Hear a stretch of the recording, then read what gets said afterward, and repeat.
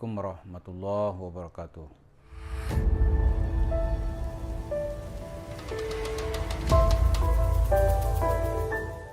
Para pemirsa, ketika Koperasi Indosuria menggelapkan dana nasabah 150 triliun, banyak orang-orang yang menangis, sedih, menyesal karena telah menaruh uangnya di koperasi tersebut. Sampai akhirnya minggu lalu pengadilan membebaskannya dari tuduhan-tuduhan berat, dari tuduhan kriminal, sehingga pelakunya bisa lelang kangkung dengan menggondol uang nasabah 150 triliun. Jumlah yang tidak sedikit tentunya. Pemerintah hari ini melalui Menko Polhukam Mahfud MD ingin menggugat supaya pengurus Koperasi Indosuria ini bisa dijerat dalam hukum, apakah itu pencucian uang, sehingga dia layak dikriminalisasi. Tapi ada juga beberapa nasabah atau calon nasabah yang tidak tertipu. Ada satu orang yang menarik untuk kita catat hari ini adalah dia katanya selamat dari tipuan itu atau uangnya selamat ketika orang tuanya bertanya, bagaimana dek kita taruh uang kita di Koperasi Indosuria. Dia ada mengatakan tidak, karena itu pasti berujung penipuan. Lalu dari mana dia tahu? Kan belum terjadi bahwa akan terjadi penipuan. Dia mengatakan, saya kenal tokoh-tokohnya, tokoh-tokoh koperasi itu dia sebut itu penipu dari dulu. Dia telah melakukan penipuan di sini, berurusan di polisi di sini gitu.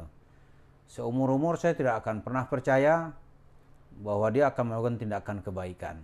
Yang pasti sejarah hidupnya adalah sejarah hidup para penipu. Nah, ini menarik para pemirsa, bagaimana selamat dari penipuan gitu. Ini boleh kita kutip, kita kenali siapa orangnya. Sekali dia menipu, pastilah sejarah hidupnya pasti akan diisi dengan penipuan gitu. Kalau penipuannya penipuan kecil-kecilan mungkin dia bisa bertobat.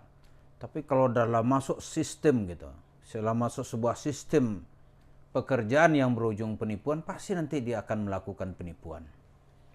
Jadi dia mengatakan royang ini penipu, tokoh-tokoh ini penipu. Nah, kita juga perlu supaya tidak terkena oleh penipu-penipu ini, apakah penipu berwajah agama, penipu pakai ayat, lihat aja itu track recordnya. Oh, misalnya nih dia hidupnya dari penjara ke penjara aja, nipu di sini, kasus-kasus berdarah gitu.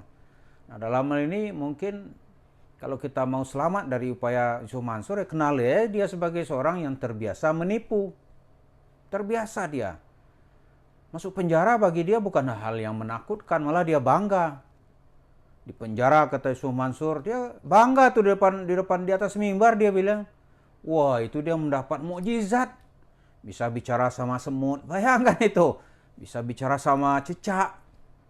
Dia tahu itu bicara sama semut, lantas semut nanti dia kasih semut itu sepotong roti. Tak lama kemudian dia tahu dia akan mendapat ilmu Sulaiman. Ilmu Sulaiman. Dari sana nanti dia bebas. Nah, ini yang perlu kita lihat, orang bangga dengan ceritanya masuk penjara gitu. Kan aneh kita ini. Ustadz, tokoh agama bangga dengan cerita masuk penjara karena menipu.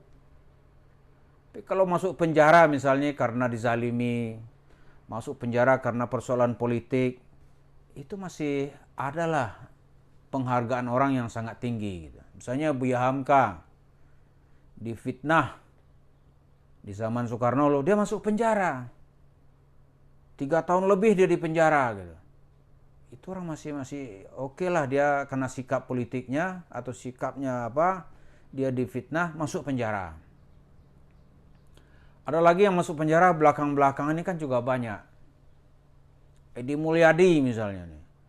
Edi Mulyadi karena dia berucap, ya sebenarnya mungkin debatable ya, ternyata di pengadilan kan dia dibebas, tapi dia ditahan 6 bulan. 6 bulan apa 7 bulan gitu. Kenapa? Itu bukan karena dia mencuri, bukan karena dia menipu. Ini karena ucapannya dianggap melanggar hukum gitu. Tapi di pengadilan kan tidak terbukti, dia bebas. Dia mengatakan ibu kota baru itu tempat jin buang anak. Ini salah satu contoh gitu. Banyak orang yang demo merasa tersinggung, khususnya komunitas Dayak, lantas dia ditangkap gitu. Tapi di pengadilan kan tidak ada yang dirugikan gitu. Hanya ucapan, dia bukan karena menipu gitu. Ya, bukan karena menipu. Ada lagi, misalnya nih kita lihat Imam Besar Habib Rizik. Habib Rizik juga ditangkap. Malah sudah 3 kali kalau nggak salah dia itu tuh. Tapi bukan karena kasus penipuan. Karena sikapnya yang berbeda dengan sikap penguasa. Itu aja. Dulu sebelumnya dia juga kena ya. Sebelum ya awal tahun 2000 dia pernah kena. Kemudian tahun 2008 dalam demo di Monas, Aliansi Kebebasan Beragama, dia juga dituduh ikut terlibat, kena 2 tahun. Nah, terakhir karena dia berseberangan atau tidak sama dengan penguasa, ya dalam peristiwa Covid dia dituduh melanggar gitu. Di mana-mana juga ada pelanggaran, tapi ini melanggar, dia ditangkap juga, dihukum gitu. Nah, itu orang jelas gitu hukumnya Pak, karena sikap politik, karena dia berbeda gitu. Tapi bukan karena kasus menipu gitu, bukan karena kasus orang dirugikan dalam masalah uang. Jadi ini yang perlu kita lihat nih. Jadi kalau melihat profil Yusuf Mansur, orang bisa melihat ini ceritanya itu ya cerita-cerita duit dan berakhir nanti dengan penipuan. Tapi saya senang ada satu orang jemaah di kota wisata, di Masjid Darussalam itu, dia nggak kena tipu. Ketika ada paket apa dulu itu Jabal Nur, paket investasi batubara. Ketika itu dia melihat hal yang aneh gitu.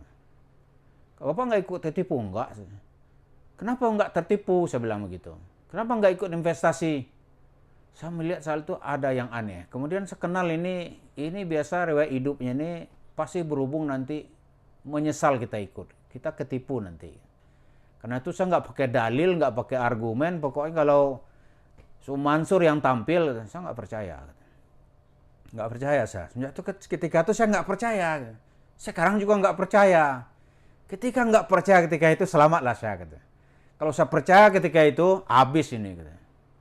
Di kantor itu banyak orang berlomba-lomba. Gitu. Wah, akhirnya semua itu amblas. Amsyong. Begitu amsyong, dia nggak tanggung jawab. Ya duitnya dia kantongin sendiri, dia nggak tanggung jawab.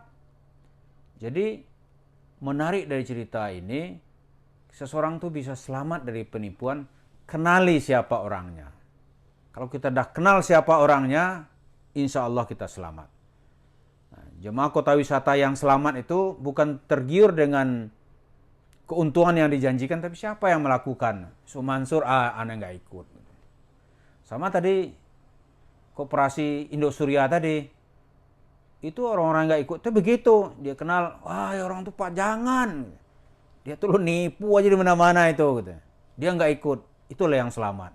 Di tengah lautan air mata, kekecewaan, kesedihan, menyesal, marah, dendam. Tapi mau bilang apa?